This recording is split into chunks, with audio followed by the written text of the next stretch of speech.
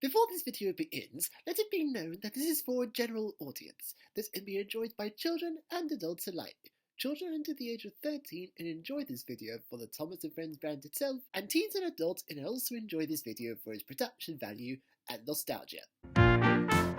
Percy's Tall Friend. Based on the Season 14 episode Thomas's Tall Friend. Written by Christopher O'Shea.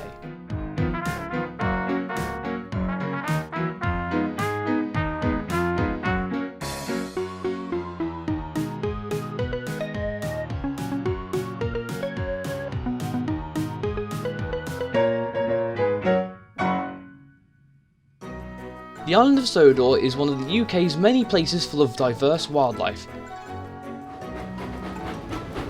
But a new animal park was built, and the engines were already feeling like the circus had returned, with monkeys, parrots, penguins, lions, and other new and wonderful animals coming in and out of the docks.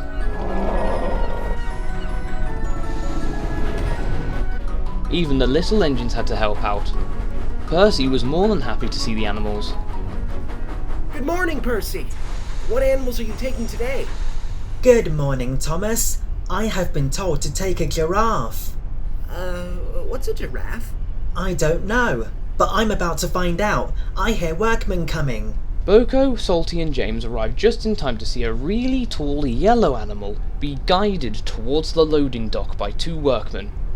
It was tall enough to touch the top of the warehouse passage.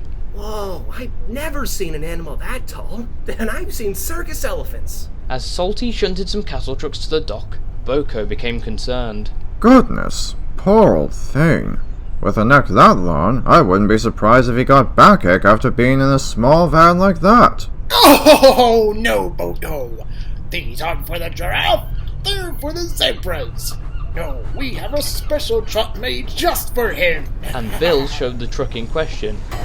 It looked like a regular truck, but with what looked like a small fence around the top. Before you go, Percy, after you reach the record office, the line has some bridges too low for a standing giraffe to be taken under, so you will need to pick up the ranger, who will be ready for some food at Upper Brandham Station. Yeah, okay. Percy felt too proud of his load to listen properly. He just smiled loftily at the other engines as he left the docks. He and his tall passenger travelled out of the grimy, noisy docks, through the busy fishing town, and into the scenic countryside.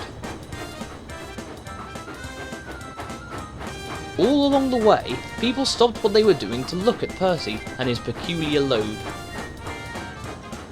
Percy was smiling broadly all the way.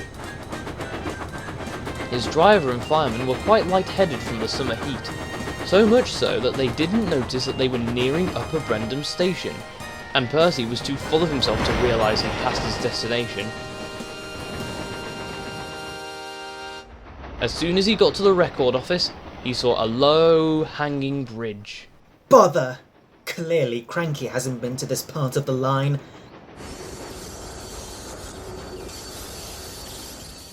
The office seems to come before the station. His crew, with their heat exhaustion, coupled with the fact that they were new to Edward's branch line, didn't know better than to go back to the station. Sit down, Mr. Giraffe.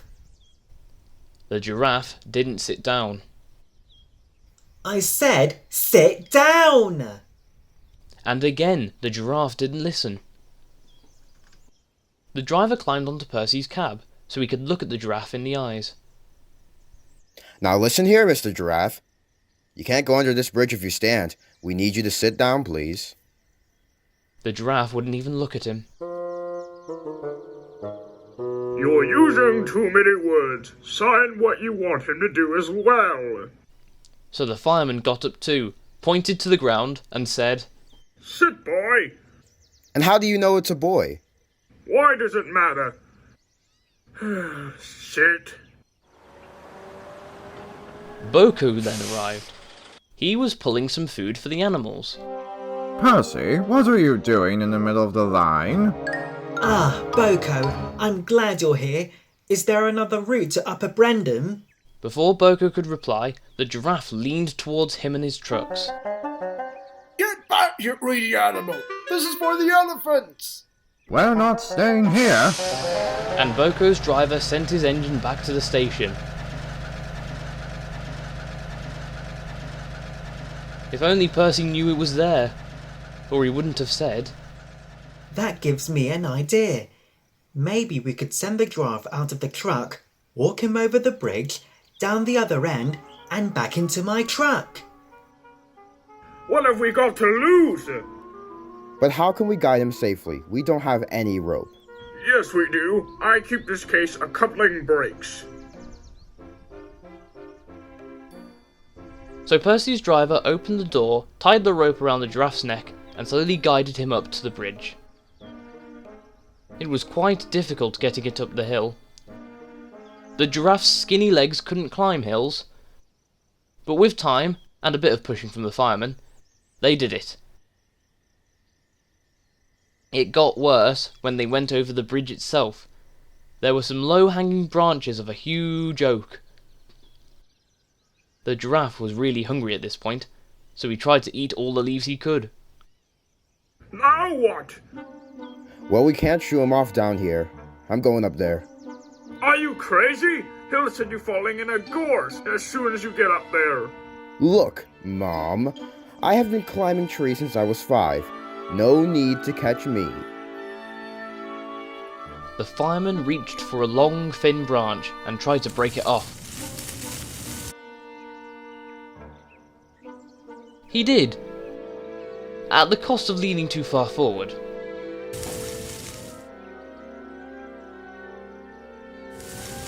Haha, see? I'm a natural.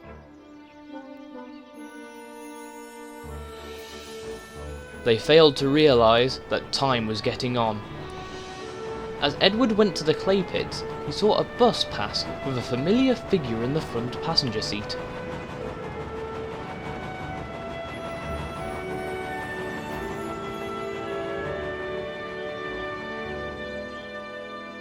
The driver was now trying to get the giraffe to actually move.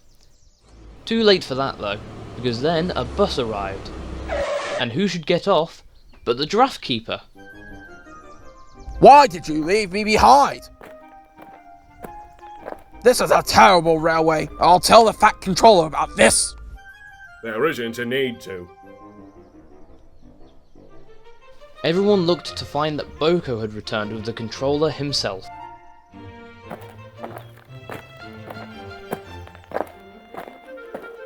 I heard all about what happened with BoCo's loads and I am very disappointed.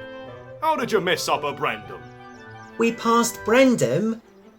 I think we did pass a station before here. It must have been the heat. We offered him some water earlier, but they didn't want any. So you, the crew, ignored common sense on one of the most hottest days of the year? That means all of you cause confusion and delay. Ugh. BoCo took Percy and his train to the next station. And as Percy was put out of the way, James took the giraffe to the animal park. Percy's driver and fireman rested in the station cafe and had a glass of ice-cold water. Meanwhile, Percy felt terrible. Today had been a long day, and for all the wrong reasons.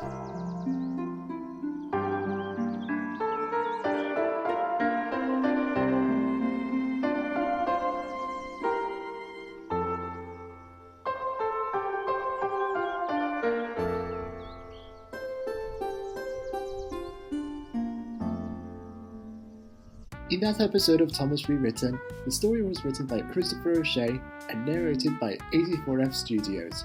It starred Jonathan Asuma as Percy, Sunny Soap Bar Productions as Thomas and the Fat Controller, Fizzle Drizzle as Percy's driver, Christopher O'Shea as Salty James and BoCo's driver, Old Iron 02 Productions as the Giraffe Keeper, Diesel 20212 as BoCo, Crane Engine Productions as Cranky, and ZackSmith as Percy's Fireman. Sound effects were created by Sound Effects Factory, GW Shunter, and Nathan Bassett, and the music was created by Silver Dragon TV, NorrambyBranch, Joe Bin, and Miscellaneous.